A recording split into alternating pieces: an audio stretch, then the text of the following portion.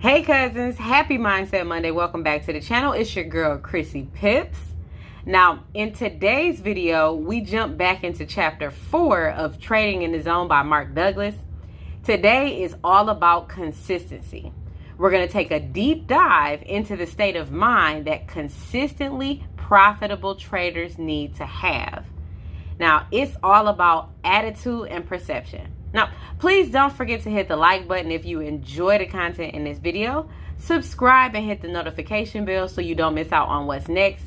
Comment because I love your feedback, and share on social media if you think others can benefit from this info. But as always, if you're here, you're interested, so let's get into it.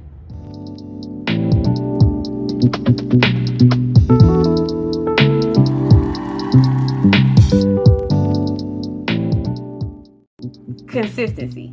It's a state of mind. At this point, Douglas tries to drive home the point that it's not only about what we do as traders, but it's also about how we think about what we're doing or going to do, and how we think while we're doing it. Our thought process, or how we think through things, is a big deal. Now, there's a very specific state of mind that we need to have in order to be consistently successful traders. If trading is easy, and we know it is because we've experienced the ease of trading firsthand, then how is it that we can't make what we've learned about the markets work for us repeatedly? Now, how do we account for the contradictions between what we believe about trading and our actual trading results over time? Well, today we will answer these questions. It's all in how we think about trading, our mindset, right? Just like being happy is a state of mind, so are winning and consistency. Our state of mind comes from our beliefs and attitudes about things. Now, Douglas gives an example of trying to be happy when we're not, and then something miraculously happening that makes us happy. The thing that made us happy came from an outside source and not from a change in us or our attitudes. He said that if we depend on outside sources for our happiness, then it's very unlikely that we will be happy on a consistent basis. And consistency is what we're going for, right? But we can increase the possibility of being happy by developing what he called fun type attitudes and getting rid of the attitudes that prevent us from having fun. Just like in our everyday lives, in trading, we can't depend on the market to make us consistently happy. Douglas says traders who are consistently successful are consistent as a natural expression of who they are. They don't have to try to be consistent, they are consistent. And what he means is that they, with minimal effort, are consistent by nature. Now, when we won our best trades we were in the moment and in the opportunity flow. When we're in the flow, we don't have to try because everything we know about the market is available to us. Nothing is being blocked or hidden from our awareness, and our actions seem effortless because there's no struggle or resistance in our minds. Now, on the flip side of that, having to try indicates that there's some type of resistance. If there wasn't, then we would just be doing it and not have to try. It also shows that we're trying to get something that we want from the market. It seems natural to think this way, but this is a difficult thought process to have. Traders who are consistently successful don't try to get anything from the markets, but they try to make themselves available for what the market has to offer. There's a big difference in mindset between going after what we want and making ourselves available for what the market has to offer. Two totally different ways of thinking. Now, our brains are wired to avoid pain. Going into a trade thinking about what we want or going in with like expectations can be damaging. What happens when we don't get what we want or expect? our mental defense mechanisms kick in, so we start to see things in a very one-sided manner. Our minds have a way of automatically blocking out or skewing threatening or negative information from us. And that's not saying that there's something wrong, like with us, but that's the way we're wired. So this natural occurrence will make it so that we are choosing what we do and don't see on a subconscious level. After the trade is over, hindsight is always 20/20, right? We see where we messed up and where we could have done something differently. But to be a consistently successful trader, we have to make it so that we are not susceptible to like mental processes that cloud our vision based on like what makes us feel happy or what helps us to avoid pain. The threat of pain creates fear. Fear creates almost 95% of the errors that we make. Errors create inconsistency, right? So we will continue to be inconsistent as long as we fear that what we want is not going to happen, or that what we definitely don't want to happen is going to happen. Then we will feel like, well, there's a struggle against the market, or the market's just against me in general, right? You get that feeling.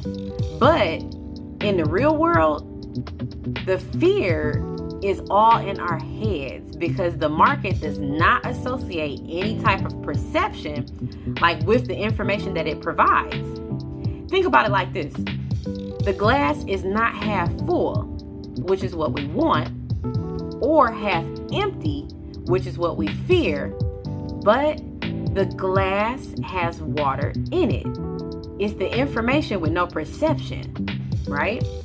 So how do we remove our perception from like market information? The simple answer is learn to fully accept the risk. Each time before we enter a trade, we need to fully accept the risk associated with doing so. We need to really understand risk. Accepting the risk associated with trading is a vital part of becoming a consistently successful trader, right? Most traders think that because they are involved in trading and trading is a risky activity, they are accepting the risk, but that's not true. Like, accepting the risk means accepting the outcome without any type of negative or positive emotion attached to the trade or the outcome of the trade. So, the fear of losing, missing out, being wrong, or leaving money on the table causes us to mentally kick ourselves out of the opportunity flow. Fear changes our perception. So we need to learn to let the market play out while making ourselves available for the things that we perceive as available opportunities in the market. Our trading plan and style of trading lets us know what an opportunity looks like for us and what parameters have to take place in order for there to be an opportunity. This may sound a little difficult, but we're not trading to get anything out of the market, and we're not trying to avoid anything. We're just trying to be available. There are no limitations or expectations. We're just trying to let the market move, and while it's moving, our trading plan allows us to see the opportunities as they become available, also allowing us to act on those opportunities to the best of our ability. Here's a serious question. How do we remain confident and pain-free when we're absolutely certain that we can be proven wrong, lose money, miss out, or leave money on the table? Each of these possibilities is extremely real once we think of entering the market, but each of these possible outcomes is true for every single trader, not just you and I, even the extremely successful traders. So the major difference between us and everyone else is what each of these possibilities means to us as individuals. Now, naturally, we assume that all traders are afraid of the same things, but that's not true. Not everyone has the same belief or attitude about being proven wrong, losing money, missing out, or leaving money on the table. Because of that, not everyone is afraid of the same thing or afraid of similar things to the same degree. So what seems to make sense just doesn't make sense here. We assume that the best traders somehow overcome their fears with courage, nerves of steel, and self-determination. Douglas says that needing courage, nerves of steel, or self-control would imply that there's an internal conflict where one force is being used to counteract the effects of another force. So another degree of struggle, trying, or fear associated with trading will take you out of the moment or like the opportunity flow and lower your results. Now, accepting the risk removes the threat from the market. Removing the threat eliminates fear. Eliminating fear removes any fear-based mistakes. If there's no fear, we don't need courage. No stress, we don't need nerves of steel. And if we have a trading plan in place that we actually follow, there's no need for self-control. Successful traders don't fall into the traps of avoidance. They embrace the responsibility and the risks associated with trading. Most successful traders have overcome emotional trading through sheer repetition. Like, it's how they adapted to the fear of trading and have made themselves successful as a result of adapting. They have suffered enough pain and adapted to it well enough that trading has become easy for them. Now it's time for the real work. Aligning your mental environment, right? We need to have a firm belief in probability and our trading edges.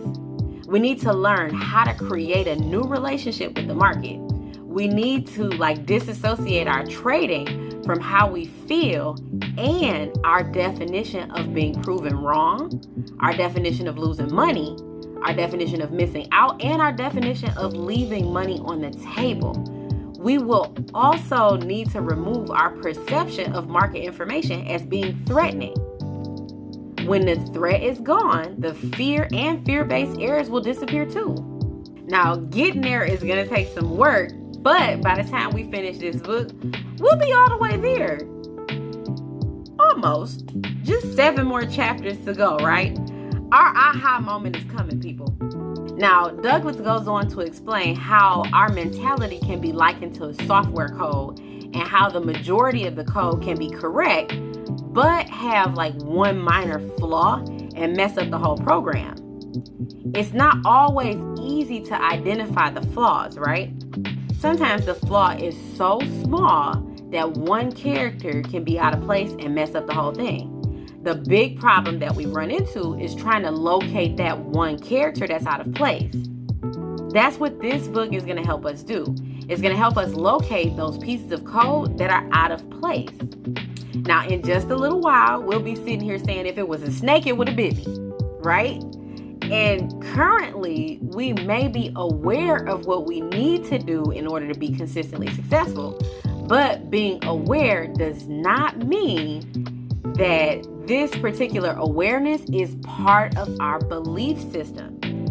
We're going to change that though, okay? We will definitely be doing some work on our belief system. We can't assume that learning something and agreeing with it are the same as believing in it so much that we can act on it, okay? Because you can definitely believe something or learn something and know that it's a fact, but you can still not act on it. So that's what we're going to be working on. We just have to be willing to work on overcoming our fears, changing our attitudes, and fixing our belief systems.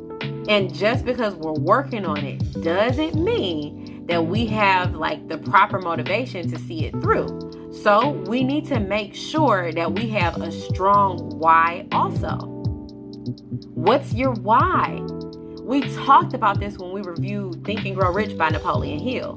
Now, I'll leave a little card right here with the full playlist, just in case you want to like be caught up to speed, okay? Now, it was packed full of information that will help you in trading and in life in general.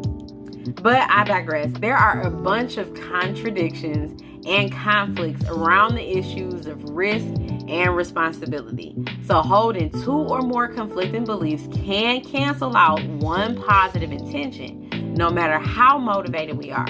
So the problem is that none of these contradictions are really obvious. Contradictory beliefs aren't our only problem though. Thinking that we are risk takers and then turning around and doing everything possible to avoid risk is another contradiction that we will deal with. Now in chapter 5, we will jump right into the dynamics of perception so that we can start to fix our code and fix like how to make proper associations between things. But that's going to end today's video. So for more of me, please check out my 101 Wednesday videos about trading Forex and crypto. Since we are tucked away safely in our homes, we might as well learn something new, right? So hopefully I'll see you over there. Now, please don't forget to hit the like button if you enjoy the content in this video. Subscribe and hit the notification bell so you don't miss out on what's next. Comment because I love your feedback, and share on social media if you think others can benefit from this info. But as always, I hope you guys are having an awesome and productive day, and I'll see you in the next video. Bye.